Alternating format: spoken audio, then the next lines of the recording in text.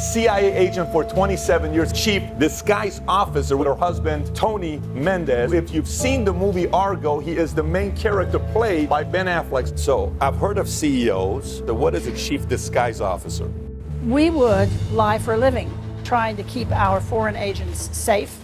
We use disguise everywhere in the world. And one of the first masks that came out of production turned me into a younger, better coiffed woman. Judge Webster liked it, and he said, well, let's take it to the White House. So I just peeled off my face. Bush really liked it. He almost fell off his chair. You're a spy. How can you tell somebody else is a spy? We trained them not to look for surveillance, but to always assume they were there, because they always were there. And they arrested a lot of them, and they executed a number of them. How does CIA control me not saying anything to anybody?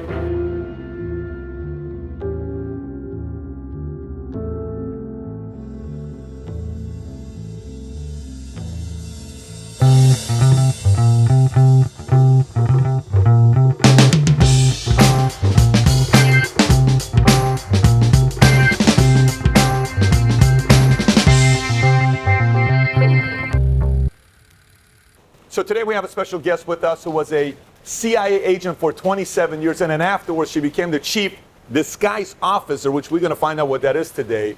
And she wrote a book called The Moscow Rules with her husband, Tony Mendez, who, if you've seen the movie Argo, he is the main character played by Ben Affleck. And by the way, just so you know, this back view here is not a backdrop. This is not a green screen, okay? This is the real view. That's the White House behind us. If you're watching close, you'll see the flag moving. So with that being said, our guest today, Jonna Mendez. Jonna, good to have you on the show with us. Good to be here. So what does it take to be a CIA agent? I mean, how do I become a CIA agent? If I'm growing up, I'm saying one day I want to be a CIA agent, how do I do it? You know, most of the CIA people I met didn't grow up wanting to be one. They all kind of, they came into it through all kinds of different doors. The main motivation is a desire to serve your country. And they find very unique possibilities in working for the CIA. You're not working at GSA, you're not in the military, but you are supporting your country, you're making a difference, you're doing a job that hopefully matters. And if you get the right job, you probably can even enjoy doing it. The motivation varies person to person, but everybody that I've ever known that worked for the CIA treated it almost like it was a calling.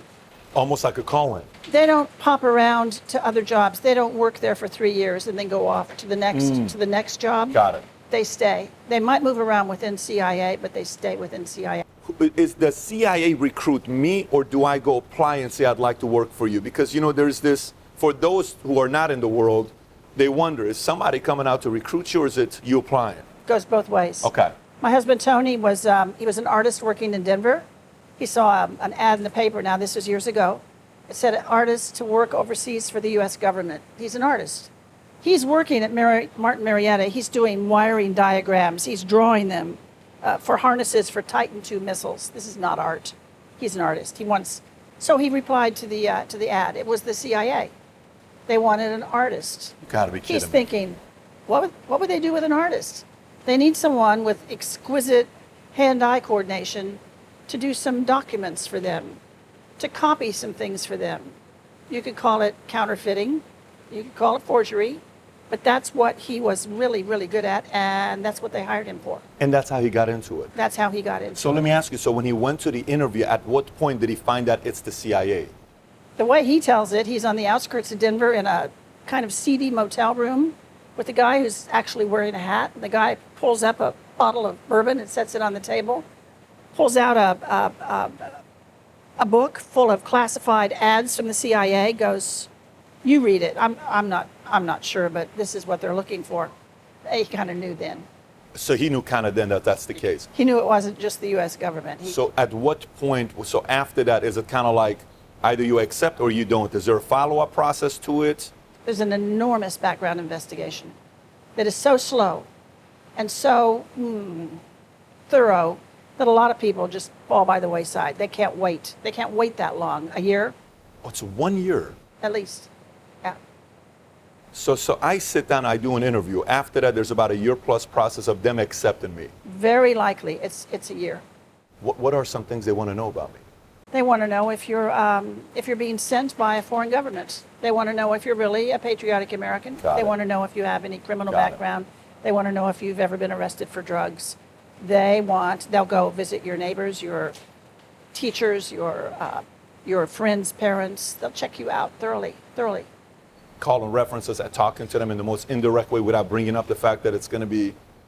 One of my best friends told me years later, she said, when you were in Europe and you'd been gone a while, this man came and knocked on the door. He said he was investigating you, she said, for the government.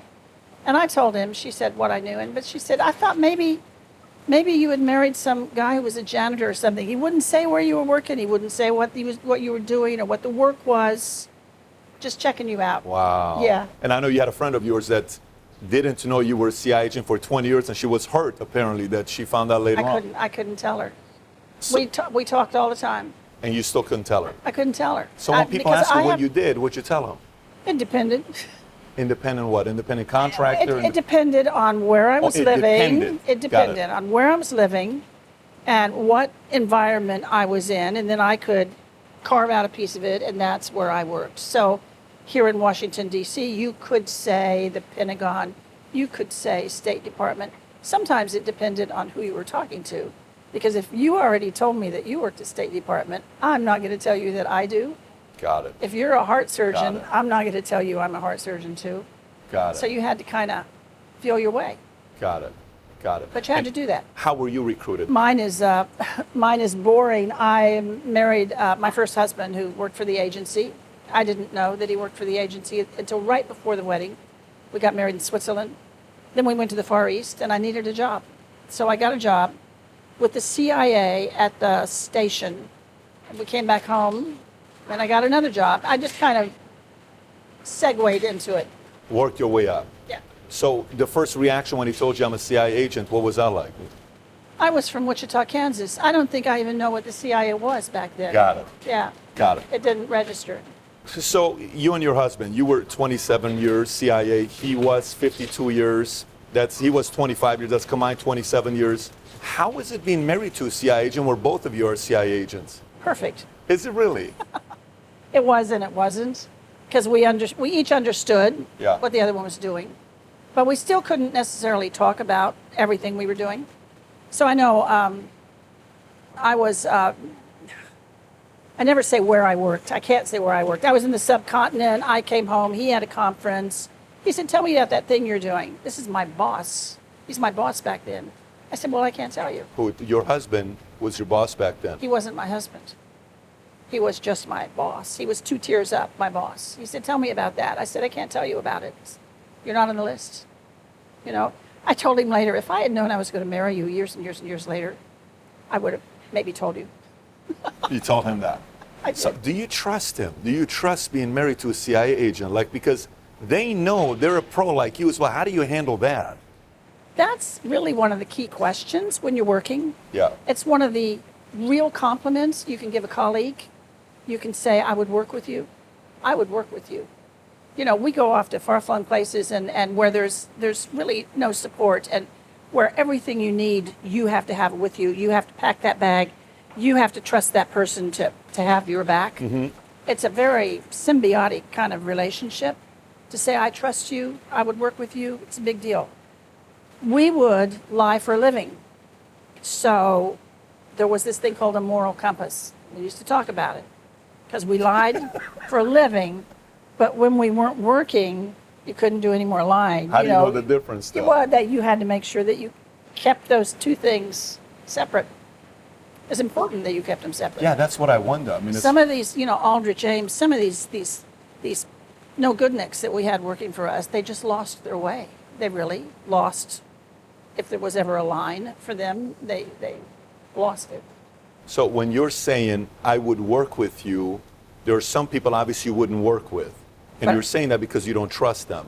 I would not trust them with my operation or with my agent's life.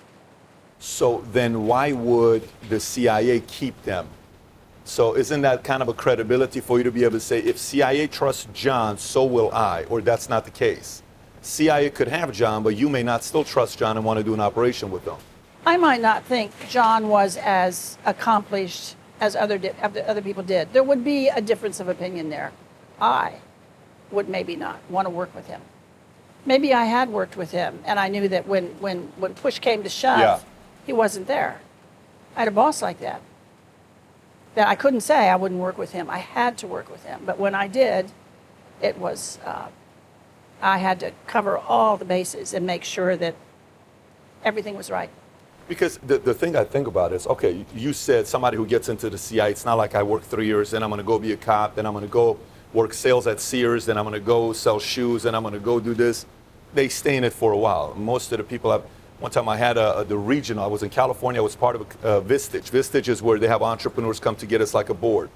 One of the speakers we brought was the regional CIA director for West Coast, and we had him come speak. And he spoke to us for an hour. Questions we were asking, he couldn't tell his wife for 25 years, and he kind of told her he worked for the government, but wouldn't tell her all this stuff. But the question I asked that I'm curious to know what you're going to say about this is, so I work for the CIA, hypothetically, and all of a sudden, things are not working out. I leave the CIA. How does CIA control me not saying anything to anybody? What is the accountability there? They can't. So I can say anything to anybody if I want to. Not exactly. For instance, this book that I've just written. I can write down anything I want. I can put it, it could be like a dictionary.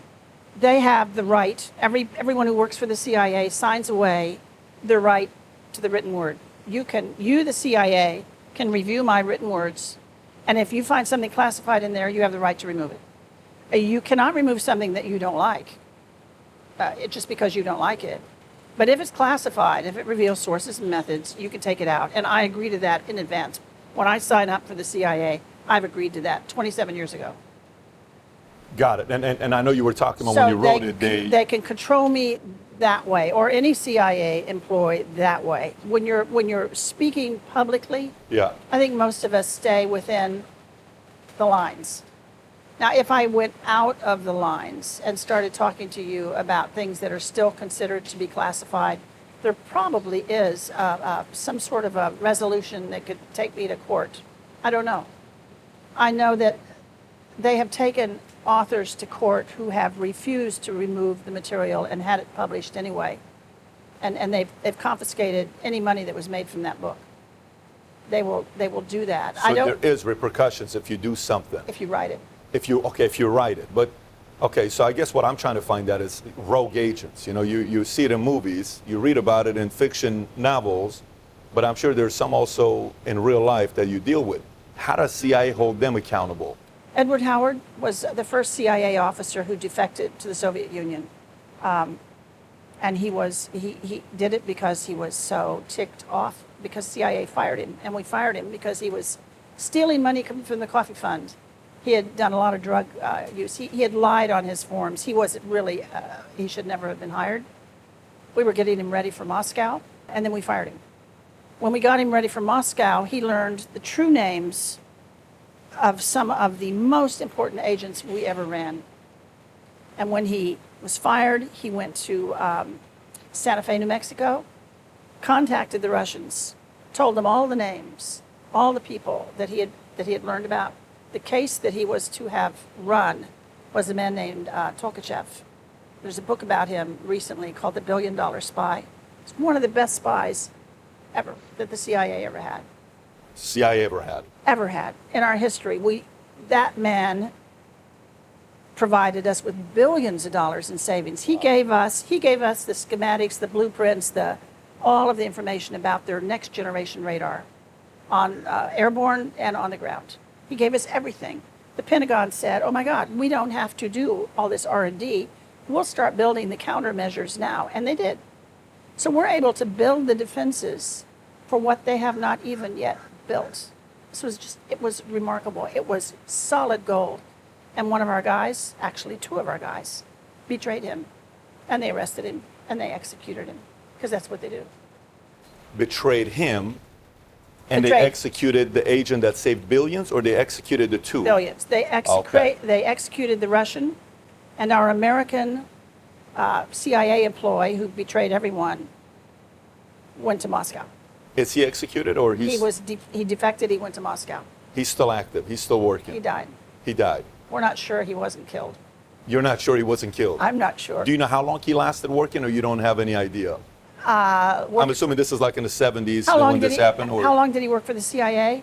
No. So post-CIA, he went to Russia. How long was he with them, helping them out? He was there about 10 years. He was there for about, I mean, that's plenty of time to he gave them everything he had. How much are you following with what's taking place with Huawei, with the China, the China cellular company with 5G? The 5G thing. Yeah, what do you think about the fact that the boss of UK's CIA, their intelligence goes and works for Huawei, and he gets approval from David Cameron to be hired by them? I find it amazing.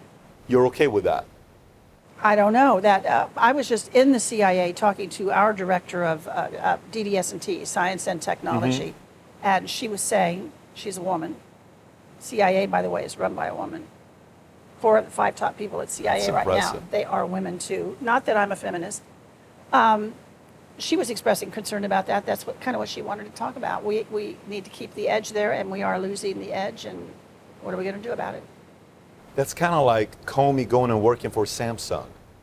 You could put it that way. Wouldn't that be kind of weird if that happens? Am I the only one that thinks that's weird for the former intelligence boss of UK to work for Huawei in 2010 and accept the job? No, I think it's I don't know enough about it to really discuss it, but in broad generalities, it seemed absolutely wrong. The only thing I think about like, I bring that to US because to us, we're not UK, we're not China. So that's their deal, what they're doing. It's not our business. But in US, if something like that were to happen, do companies typically go and hire CIA agent, former CIA agent that you've seen yourself, or not really? I know that some members of CIA I know go out into commercial. When they retire, they go out into the commercial landscape and they do this and they do that. The ones I know, I don't know of problems with them. I don't know really how that's controlled. That's not something that I personally followed. Got it. From your experience of being in it for 27 years and now, with husband, first husband, second husband, what made an ideal CIA agent? If there were certain things to say, these were the qualities of somebody that was very good at it. I know you said we were professional liars, we were, paid to know how to lie, but what made somebody a prolific CIA agent? If my husband was here, this is the question that he would love to answer. One of the qualities that you need to have as a CIA officer, well, there's a dichotomy because the people that we search for, we're talking operational now, we're talking, say, case officers. We want big personalities. We want gregarious people. We want people with really strong interpersonal skills. It's a big part of their job that they be able to approach people all over the world and convince them that they want to be our friend and they want to work for us. We can't even teach this stuff to them. We have to find those people. Wow. Or they have to find us. And they are usually larger than life personalities. That's why we hire them. We know them when we see them. And then we have to say to those guys, it's almost always guys, by the way, you could almost save the world tomorrow and you can't ever tell anybody what you did. You could recruit one of these Soviet agents that's going to give us billions of dollars worth of intelligence, but you can never acknowledge the fact that you were involved. You can never, ever expect to get any pat on the back, anything. Your ego has to be big enough that you can just swallow this, and you have to have this approval that comes from within, and you have to be able to think that that is enough. That's a very hard thing. And a lot of people that start out wanting to work for us, they say, no, thank you. No, I can't do that. I can't do that. Oh my, I just thought about a bunch of personalities. Let me bring an A-type personality that's good to talk to people and it's driven and competitive. Goes, gets the job done, but there's no celebration. That's right. Babe, you won't believe what I did today. I was dealing with this Russian guy. But I can't tell you. I can't tell you what happened. I can't tell you what I did today, but that's the top. That's the pinnacle. That's the high quality. Yeah. Tony thought that was a sort of a romantic quality, that your approval comes from within. He felt that way. Was he like that himself? Because he was an artist, he was creative. I'm assuming he had a big personality. He did. Although the Parkinson's took away that big personality. So when Ben Affleck played Tony Mendez in the movie Argo, Tony and Ben Affleck went on George Stephanopoulos' show, Good Morning America. Stephanopoulos said, Ben, A lot of people think you really underplayed that character. And Ben said, have you met him? He's a very quiet guy. And Tony just sat over there very quietly because Parkinson's just I watched that interview. Sucks that stuff out of you. My husband was not a quiet man. He was a thoughtful man, but he wasn't a quiet man. Well, I wonder how Ben played the role, because is Ben playing how he is today or how he was before? Ben played the man he met. Ben played the man he met, but he wasn't like that. But the man he met had Parkinson's. But Ben didn't know that he had Parkinson's. We hadn't told anybody. So Ben just thought, oh, he's a quiet guy. Did Ben interview with you to kind of get an idea from your end on how he was? No. He spent more time with Tony than he did with me. He spent some time with Tony. And Tony didn't say, Ben, by the way, I have Parkinson's, and, this is not me. So Ben just played the guy he met. And he made a fabulous movie. I mean, it was. Oh, it was an incredible movie. I mean, listen, my dad watched the movie and he got emotional watching the movie because his sister, my aunt, was stuck in the embassy when that took place. So while we were watching this, he couldn't even watch the movie. He says, I sat in the theater after it was over with. I can't even leave because my body was in shock watching this. It reminded me of what I had to with my sister. I can't imagine Yeah. how that must have felt. It was very realistic what they did. That airport scenes in particular were just, even if you didn't know somebody there, they were still emotional. I can't imagine his reaction. Yeah, no doubt. Yeah, it's very, very well-made movie, and the way the whole story you read about it. So the part about Argo, one thing I read is the fact that there's this 30-year rule. Is that true, or is that just something we as citizens hear about? Like you can't tell a story of what happened for 30 years, and then we can talk about it. Is there such thing as a 30-year rule? No, not Because that I know it was of. 78, and the movie came out right after 2008, and that's 30-plus years. Not that you know of. I still, we've got other books. We've talked about other operations. We couldn't say where they took place. We still can't say where they took place. I don't think there's a 30-year rule. So how about this? I know one of the things I was watching you talk about was how to tell a spy. Like you're a spy, how can you tell somebody else is a spy? You know what I mean? So you're dealing with somebody else. How can you tell? How do you read that? You mean on the street or one-to-one or? One-to-one is what I'm talking about. Oh, I think it takes time and meticulous attention to detail and asking them about their past and assessing them and watching how they respond to various things. They're almost signals that you give off. On the street, it's easier than sitting in a bar with a beer. Sitting in a bar with a beer, everybody just gets comfortable and you have this conversation. It's hard to tell. But if you're worried about surveillance, if you're out on the street, you can see somebody who's worried about surveillance. So they have all kinds of body language that they give off, all little ticks, little glances and little tying shoes and looking in windows, and you can kind of see it. So our officers in Moscow, we trained them not to do any of those things. We trained them not to look for surveillance, but to always assume they were there, because they always were there. So don't go looking over your shoulder. Don't go trying to, jaywalk across the street or dive into a metro thinking you'll lose them. You won't lose them. They'll just know that you're a spy. You will solidify their suspicion that you're a spy, and they'll come in tighter. They will. And if you're in a car, they'll do this thing called bumper locking you. They'll get so tight on your car that you can't do anything. You have to go home. So I remember one of the stories you talked about that there was these two spies talking to one another and they were counting. And they said 1, 2, 3, and that's not how they count. What was that story about? That was a movie. Okay. That was a scene in a movie. What was it called? Something Basterds. Glorious? Glorious Basterds. It was a great movie. I love that movie. It was a scene in a bar. There was a Englishman, a German, and they were ordering more beers. Mm-hmm. And the Englishman, who was pretending to be a German, held up the wrong fingers. He ordered 3 beers to the bar. He just put his fingers up, and the German just sat up, looked at him, because all of a sudden he knew that man wasn't a German. A German wouldn't do that. A German would do that. It was just a small thing, and I mean, it ended up being one of the goriest scenes I've ever seen of shooting. Everyone in that bar, including the bartender, everyone died because of the fingers. But it made a point. The point was you have to be really careful about all the small things. It's very how true easy. is that, though? How true is that? Are those types of tales you pay attention to? Sure. Yeah, around the world. I mean, if you're working in a foreign country, you want to know, are there what are the basics here? What do I not do? Some places you don't touch someone's head. Everyone has these areas you shouldn't go into. But in general, if you flip it on its head, a lot of Americans want to know, how do they know I'm American when I haven't opened my mouth? How do they see me when I'm just, part of a crowd? And it's fun to go down that list and the telltale signs that we all give off. When I lived in the Middle East, I had to go to the airport maybe once a week and greet a CIA officer coming in on a plane, coming in temporary duty, TDY. I never would know them. I wouldn't know what they look like. I'd only know that a 747 is going to land, usually at 3 in the morning, because that's a good time to bring those planes in, and you're looking for your CIA guy. And I could stand there and watch this crowd disembark, and I could walk up to a guy and say, "Excuse me, is your name Jim?" And I take him to the driver, and we take him into town. I could find CIA people that way. It was like a profile that I could see. He wasn't a tourist. He wasn't a foreigner. How could you tell, though? Because there was like a dress code, like almost a haircut.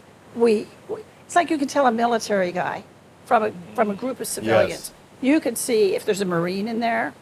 You could tell a Marine from the other military guys. There are all these subcategories. I could find my CIA guy by the way he dressed, by the way the bags he was carrying, by everything. You could see him. Well, they could see us like that. What was the best kind of intel, by the way? Was it pictures? Was it audio? Was it video? What's the best intel you got? The best intel I ever got, that we ever got. I'm having a conversation with a major bibliophile in the intelligence community, okay, because it has to do with cameras versus satellites. And I said in this book that my cameras, I call them my cameras, but it's my account. We had cameras that we could put in a pen, and we did put them in a pen. And it was a film camera, but you could still write with it. And you could flip it over, and you could take pictures with it. And your boss came in, and you could flip it over and make a note. Take him to lunch. Or you could put it in a woman's lipstick. You could have your lipstick at your desk. You'd be taking pictures. Your boss walks in. You could screw it up, freshen your lipstick, drop it in your purse, head off. Those cameras, we could put them in Bic lighters. We could put them in key fobs. We could put them in anything. No one knew they were there. And you would, out of the camera, you would get a piece of film like this. It'd have 100 tiny dots on it, and every dot about the size of a period at the end of a sentence was a full 8.5 by 11 page of text. Come on. Hopefully, of the minutes of the meeting or the agenda for the meeting, or because we were looking for plans and intentions, and you want those documents. That's what we were collecting. Now, my bibliographic friend says, well, the satellites, they were holding their own, and they were fabulous, right? But the satellites were collecting what was already there. They were telling you the status quo. You could count the missiles, think of Cuba. You could see what was on the ground, and that was valuable information. The plans and intentions was more valuable. This is my case. So I'm thinking today, what if you had someone in North Korea who had today's equivalent of that? And what if he's in those meetings? Wouldn't you like to know what he's thinking? What the leader of North Korea, what he's talking to his top, wouldn't you? Or Putin? Wouldn't you love to have that camera in the room? I would. That's the kind of information. We had an agent in Moscow who gave us the SALT 1 and SALT 2 positions of the Soviet Union before they went into the negotiations. We knew the cards they were holding. We knew how low, how high. We knew what their lowest bids would be, their highest bids would be.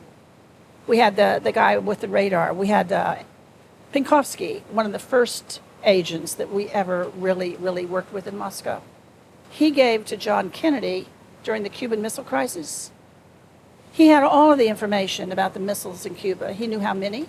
He knew their state of readiness. He knew their range, their throw weight. Kennedy had all this information on his desk. When he was having that standoff with Nikita Khrushchev, he had the information that gave him the ability to call his bluff, put up that blockade, stop that thing in its tracks.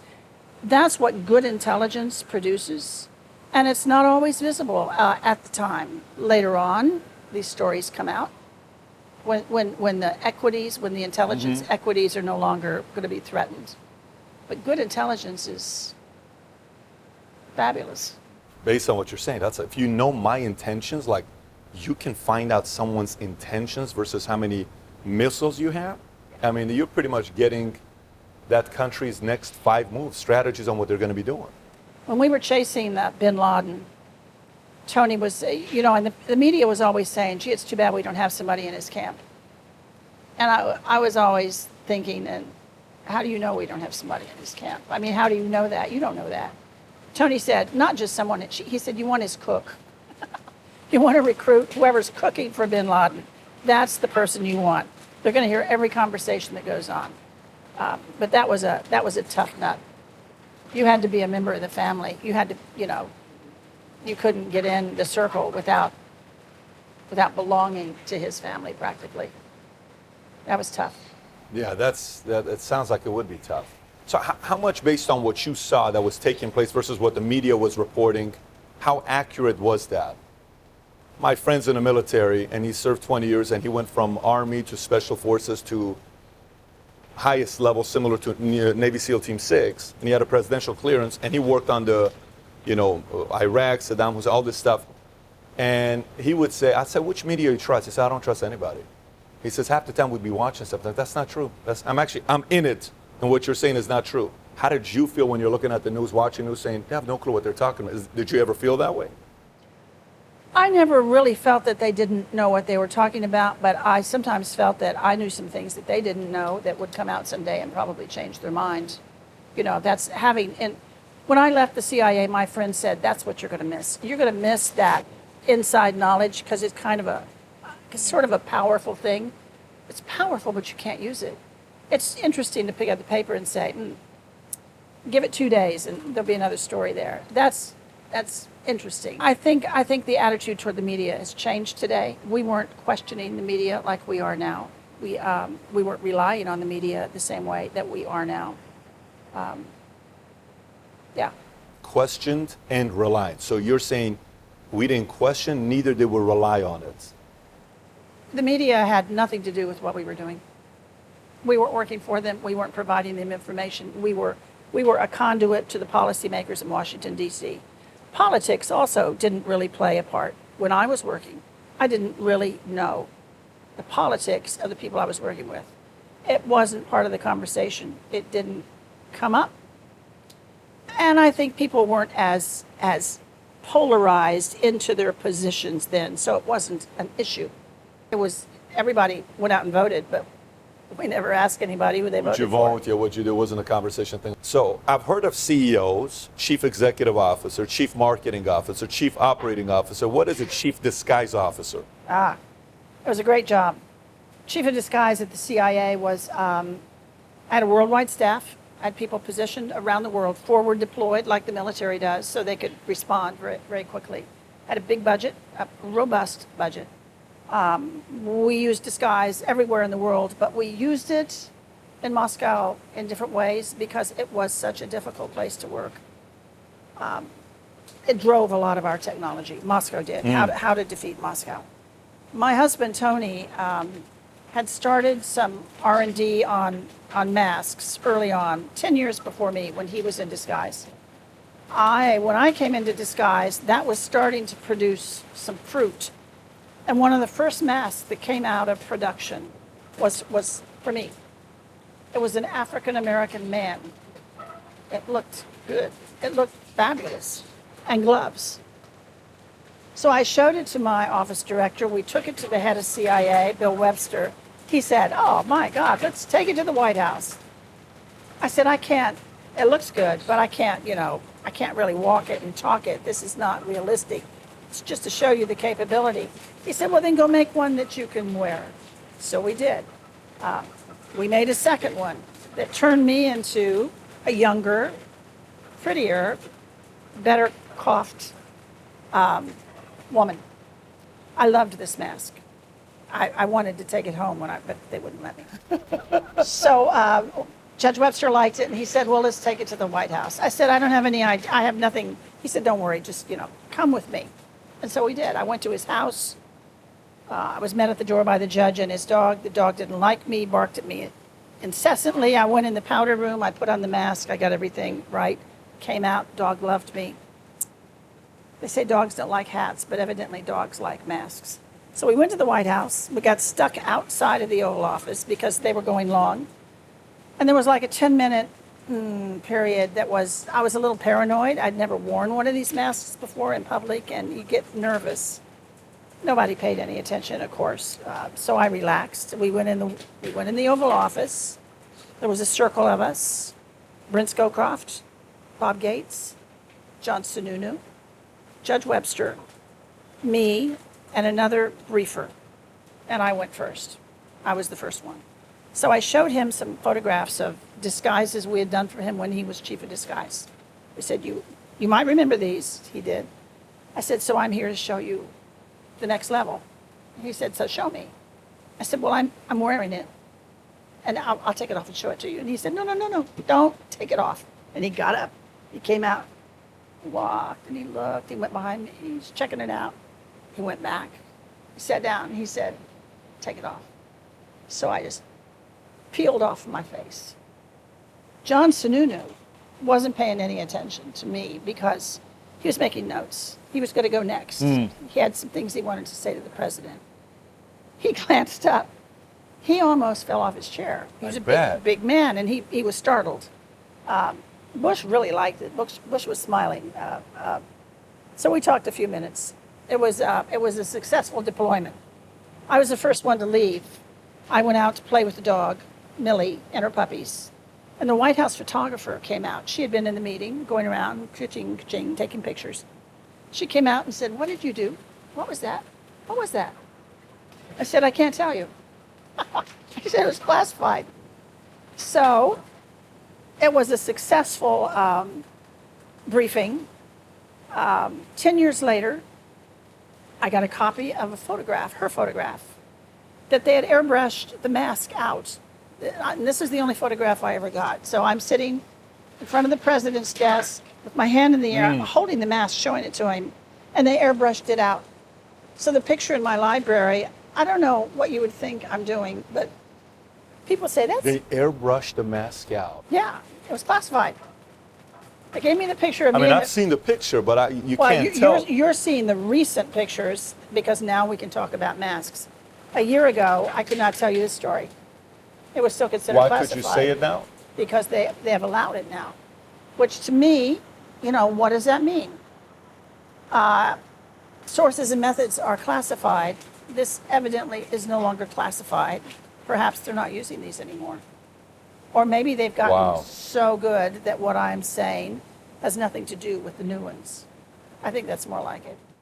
Let me ask you, how many times you guys made masks for presidents to distract the audience? Like, are there duplicates out there as well that we don't know about? Or we can't know the answer to that question? For the president? Yes. No. Never? No. Not that you know of never? I would guess never. What I know of is never. You know what I'm asking, right? So there's, I don't know. Saddam had all these. Yes. Is that what you're talking Yes. about? We have a picture of Saddam in a boat on the Basterds or something with his 26 doubles. They're all paddling. It's like 26 Saddams. Have you seen this picture? I have seen it. They all look exactly alike. It's brilliant. So we've never done that you know about? No. There's a long, great history of presidents doing that. Okay. But I don't know that we've ever done that. I got it. Okay. Very cool. I mean, Winston Churchill did that. Lots of people have done that. George MacArthur is supposed to have done that. I used to have, when I was chief of disguise, I'd get calls from the 7th floor. They were going to have a party. There was going to be a presentation. There'd be something on. Could we do some disguise scenario for them? What's the 7th floor? When you say 7th floor? That's the suits. That's the upper level. Got it. We always said no. We said this is not an entertainment. I was a hard ass when I was there. How much different is how much tougher is CIA's job today with social media, or is it easier today because all these cameras are, you have so much footage because your camera guys are pretty much 7 billion camera people going around with their phones recording. Is it much easier to do their work today or when you were? It probably cuts both ways, I would imagine. Yeah, there's a phone in every pocket on the one hand. On the other hand, if you're trying to use a cover identity, if you're trying to use a disguise, and if you don't have a telephone in your pocket that mirrors that face and that background, and I mean, you know, your shopping history, your everything, your driver's license, you have to have your whole lifetime in that phone in your pocket. When you approach an immigration or a desk clerk at a hotel in a foreign land, you have to, it all has to match. That's hard. On the other hand, we were the technical arm of CIA. We were the Q. We were the ones that did the bugs. We did the phone taps. We did the fake identities. We did the disguises. We did the audio. All the technical stuff that our case officers needed, we did. We can take those same tools that are making it so hard today and use them in a positive way to make it easier for us. It's an offensive and a defensive tool. Got it. So they can do it too. It's this kind of ridiculous battle. Everyone, though, has an audio bug in their pocket. Everybody has an encrypted communication device in their pocket. Everybody, that's right. Everybody has a miniature camera in their pocket. And Are you yourself, since you were in that world, are you paranoid about PCs, computers, iPhones, smartphones, the camera on the phone? Are you paranoid about it because you were in the world? Because you know more than we do if that stuff is used. I pay attention to what I put online. I don't bank online, for instance. I'm not sure you can save yourself anymore because your bank is online. If you're not, they are, and they could still get hacked. The thing that makes me paranoid is Alexa. I got to tell you, I have Alexas all over my house. She's doing my window blind. She's doing my lampshade. She's telling me the weather. So I'm like, I wonder what else Alexa's doing. And that's a silly form of paranoia, But it's normal. It's a lot of people. I have a 32-year-old employee at my home office. His name is Mario. He started off getting everybody on Alexa, and the other day he's like, I'm not using my Alexa anymore because she's listening to what I'm doing. I'm paranoid, so he threw away his Alexa. And this is a 32-year-old guy that's paranoid about Alexa, so I don't think you're alone there. Every once in a while, my Alexa kind of spurts out a comment that has nothing to do with anything. I didn't say anything to her. I'm walking by, and she just says something. I'm like, so it's kind of a joke, but yeah, it's a sign of what's coming. How often were CI, like for instance, you work at a company, I work at Google, I work at Amazon, I work at Morgan Stanley, Merrill. Are there employees who could potentially be CIA employees, CIA agents, or no? CIA agent strictly works for the agency? Not necessarily. Got it. We have CIA agents undercover. We have them working with private industry overseas. You always have to remember that our mission, our assignment is foreign intelligence, FI it's called. We're collecting FI. Our people typically overseas. If the work is being done here in the States or the target's in the States, it's probably the FBI is doing the work. So take the overseas piece of it. We've had people undercover in various large American organizations that the cover job was that they would work for a large American corporation. In fact, they worked for the CIA. It's called non-official cover, NOC. They're NOC officers. They're out there. They do that job. They go to work and report to work and actually do the work of the organization that they're situated in, and then they do our work for us. But they don't accept payment from the company that they're working for. We pay them much less. What does that mean, they don't accept payment? So when that company pays them and goes into a direct deposit, CIA agency takes that money out and you get your salary? CIA turns the big money back to the corporation. This is the understanding with the corporation. And they get the much smaller CIA payment. So the corporation knows that employee is working for the corporation? Some person in the corporation would know. Some person knows. Someone is briefed. Usually it's some very senior person in the corporation. So is the senior person also an agent? No. They're just allowing their government to occupy a position for cover purposes. So they're okay with it? On a case-by-case basis. This is not widespread, but it has been done. Got it. It's a NOC program. Got it. The joke is that on occasion, our officers have found themselves in these non-official positions, non-official cover positions. They've worked with these big corporations. They've seen that money, and they've seen us turn it around and send it back. And they say, hold on a minute, I like this work. I like this money. And we've lost them. They go to work for the company, they say bye-bye. And what can CIA do? Nothing? No, if that's what the person wants to do. All the best. Good luck. Yeah. Is the culture let them go gently? Is that CIA's culture? If you lose a knock that way, yeah, they can do that. Got it. Let's transition. The movie. I watched a movie, Red Sparrow. I think it's called Red Sparrow. Jason Matthews. Yeah, Jason Matthews. What did you think about that? I know Jason Matthews. Okay. I worked with Jason Matthews. He was one hell of a case officer. Tony and I trained him in surveillance detection. He showed us his overseas situation, which was awful. I did not imagine that he could write like that. I mean, the book, fabulous. Did you read the book? Oh, fabulous. Phenomenal. The movie was not so good, I didn't think. I met Jennifer Lawrence. I was on a stage with her, New York Times reporter, and we talked about the story. And they did what they often do with the movies. They watered down the story to make it fit the arc whatever. So I didn't like the movie. I thought the book was phenomenal. When he writes about surveillance on the streets of Moscow, I am with him foot by foot. It's just well done. How much truth was there behind what he wrote about? I think there was a lot of truth. The one thing that nobody really knows, and I haven't really asked him, is about the Sparrow School. I don't know that there is a school, but there are sparrows. Our people and a lot of innocent Americans go over there and bump into them, these women who are schooled in seduction, and here they come. They have gone after our United States Marines at the embassy. Clayton Lone Tree was the only United States Marine ever convicted of treason. And what happened to him? He was an American Indian. He met this beautiful young woman who was working at the American Embassy. Her name was Violeta Sena. He seduced her. They had an affair.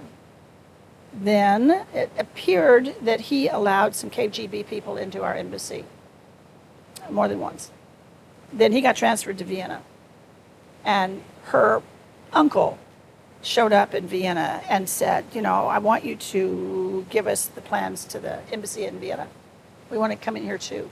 So he went to our chief of station and confessed, and he went to prison. He was there for 8 years in jail. That's what a swallow, the kind of pandemonium that can come out of one of those cases. Red Sparrow is the book name of the book, but it was called Swallow, I think, based on what so.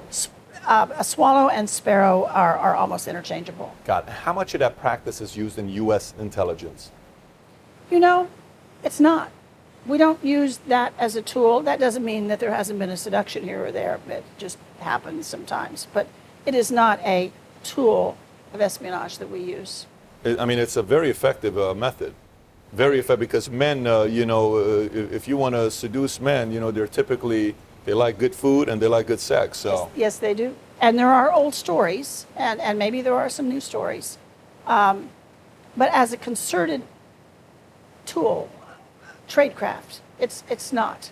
That doesn't mean there haven't been seductions. Got it. There are some good old stories, maybe some newer stories, maybe a history of it. With the East Germans, for instance, with the Stasi, it was a tool of their tradecraft, especially when they went into West Germany. They had a group of men, we called them Romeos. They went into Berlin, they went into Bonn, and they were assigned particular women that were working in the West German government. They married them, they had children with them. The whole thing was a mock situation. And when the wall went down, the men went home. And these women are like, really? I mean, it was their life, and it was a fake. And that, it kind of comes out of that Soviet style of using sex as a bargaining tool. Something that I hear a lot, John McAfee comes out, and he's founder of McAfee Antivirus, and he comes out saying, I want to run for president, and he's pretty entertaining. No one takes him serious about him running for office, but he does make a good point. He says a lot of people are worried about nuclear wars, where instead of being worried about nuclear wars, what we have to really be worried about is a cyber war, because cyber war can really mess up a lot of things. How much, even your time or even today, based on what you know, how much is the CIA trying to work on preventing a possible cyber war, or that's not something that the CIA deals with? I think they must be dealing with it. They have to be dealing with it. It's out of my field of vision at the moment. Now I know what you know. Maybe you know more in what I'm seeing in the papers. It's the new battlefield. If the Cold War was a matter of settling a hostility without taking the field of battle, which it was, then the cyber war that's following it is just going to be the new version, I think, of the Cold War. Theoretically, without taking the field of battle, although I understand there were some planes in the air today. I mean, this is starting to, they have planes up, and we have planes up, and it's starting to look a little dicey. But cooler heads seem to have prevailed. I think just keeping it in the cyber borders is going to be enough. So they theoretically have bugs in our system, and now they're saying that, well, of course we have bugs in their system, and this is where it's at. It may supplant nuclear as the ultimate threat. It probably can do more damage than nuclear if it's carefully done. I mean, if they shut down the electrical grids, if they shut down the banking system or transportation, and it looks like this could all be done. I mean, everybody's over here worried about climate change, but hold on. What if they just, That's right. What if they just turn everything off? The other day, last week, our building was hit by lightning, and we had no internet or power for 3 days. We worked out of a hotel for 2 days. With nothing. Yeah. So that's just a company. I can only imagine if that happens as a country, what kind of an impact that could have. Well, you know, there's this generational thing. We have a family graveyard in Nevada, up north of Las Vegas. It's about 90 miles north. It is in the middle of nothing and nowhere. It's just, there's nothing there. There's no internet. There's none. So when someone dies, we'll take Tony there next year. We'll all go, probably 100 cars will go up. And all the young people in the cars will drive with their hands out of the window, holding their cell phones up, trying to find some connectivity. And they cannot believe that there is a place, that there isn't an internet. I mean, they really don't know what to do if there isn't an internet. It's scary. It's everything. Yeah, it's how we're connected today. I mean, that's. So if we lose our internet, we'll lose a generation. The next generation will have to learn again how to speak, how to talk, how to interact with people, how to, Are you saying it may not be a bad idea? Is that kind of what you're saying? No, I don't want to lose I the felt internet. something there. Okay, so let's talk about the book. So the Moscow Rules. Tell us a little bit about the book. The Moscow Rules is talking about our office that we worked in, OTS. It was the Q to CIA. It was the Mission Impossible kind of real life. It really was. We had engineers, we had electrical, mechanical, we had chemists, we had physicists, and then we had all kinds of very esoteric specialties, people that just did batteries for their life, people that did ink for their career, hot air balloons, forensics. We could make anything. We could make any kind of paper. We could make any kind of document. We could actually make any kind of money, but we didn't. Because did you know that making another country's money is an act of war? It's an act of war. It's an act of war, and you cannot do it. So we didn't do it. We could do anything. And as we were working, we were involved in these sub-miniature cameras, in creating documents that could pass through international controls and coming up with encrypted communications. A lot of what we were doing was trying to keep our foreign agents safe, trying to keep them from being arrested, because if they were arrested in Russia, they would execute them. And they arrested a lot of them, and they executed a number of them. Back in the 80s, in 85, it was called the Year of the Spy. We lost a whole stable of agents. Some of them were lost because of American traitors. So it was compelling work. It was really very interesting. The book is talking about some of the lengths to which we would go to invent the technology that didn't exist yet. It wasn't commercially available. Most of what we were working towards is now contained in a cell phone. Encrypted communications, the cameras, all of it, it's in your phone. But the piece in here that we've never really talked about before was deception and illusion in Moscow, the hardest place in the world for us to operate. We had so much surveillance that we couldn't work. You couldn't walk down the street, you couldn't drive, you couldn't go to your apartment. They had bugs in the walls. Even the American embassy was penetrated, both with technology and with people that worked there. KGB was all over it. Really? They were foreign nationals working for us. We had some ambassadors that thought that was a good idea. So, as chief of disguise, Tony initially went out to Hollywood and he was working on disguise things, but he was very interested in the magic community out there. And he got involved in it. He wasn't as interested in the performances as he was in the engineering behind the performances. So like, how do you make an elephant disappear on a stage? They've done that in London for years and years and years. Classic old trick. Elephant walks on the stage. It's a big box. People go in the box. They say, yeah, there's nothing in the box. The elephant goes in the box. They close the door. The magician talks for a moment, opens the door. Elephant's gone. Where's the elephant? It's the classic idea of where's your audience? What's going on here? How are they playing with you? So we told them our problems in Moscow. They said, okay, you call it an operation. We call it a performance in magic.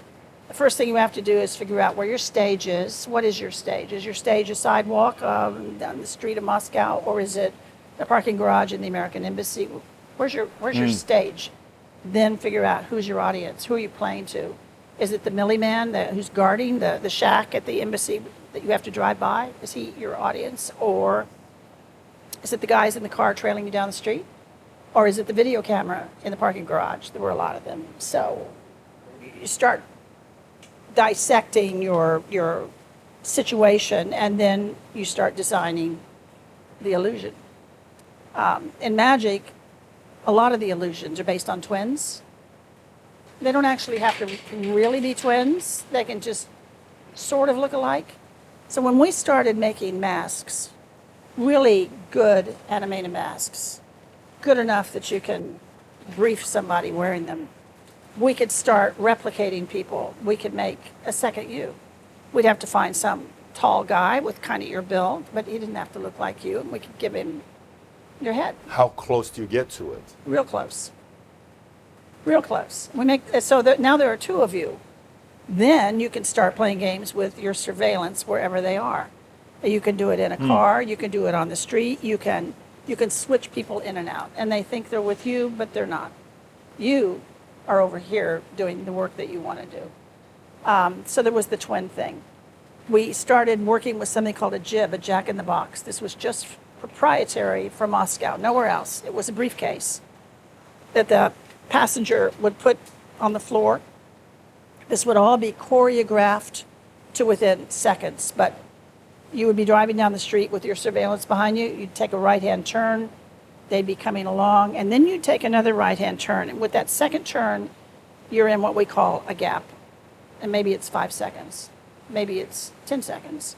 And in that gap, it's enough time for the man in the passenger seat to get out and for the driver to hit the button on the briefcase, and the dummy pops up wearing the jacket, the shirt, your hair, and your face. And so surveillance comes around the corner, and there's still two people in the car. There's an old Russian man walking down the street. That's our case officer. And off you go. Those kinds of deceptions and illusions, we did a lot of that. But my favorite one was called Disguise on the Run. And what we learned in magic is there's nothing like a crowd to shield what you're doing. You can do anything in a crowd. You can walk down the street at lunchtime in New York City, and no one's looking. So if someone's walking toward you and they see you walking down the street, and maybe you just grab your shirt and tie and just pull it down because there's no arms and it's split at the back, and just roll it up and stick it in the bag. You can take off your coat and do the same thing, or maybe you take it off and peel it off. You can put it back on backwards, and it's totally different. You take a backpack, you put it in a shopping bag, you pull a beanie out of your pocket, put it on, you put some earplugs in, you have your Walkman out. Now you're wearing a tank top, and you've got a sleeve of tattoos going up it. And my son did this for a Wired.com video. He's kind of bopping down the street. He starts out a little businessman with a bag. He turns into this dude. It's all tatted and all. And it's just, you can do a lot of that. Tony sold that to our office director with a 45-second demo. He started as a businessman with a briefcase.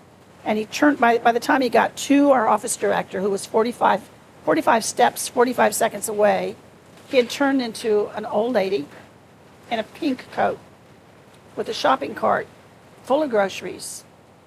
What else?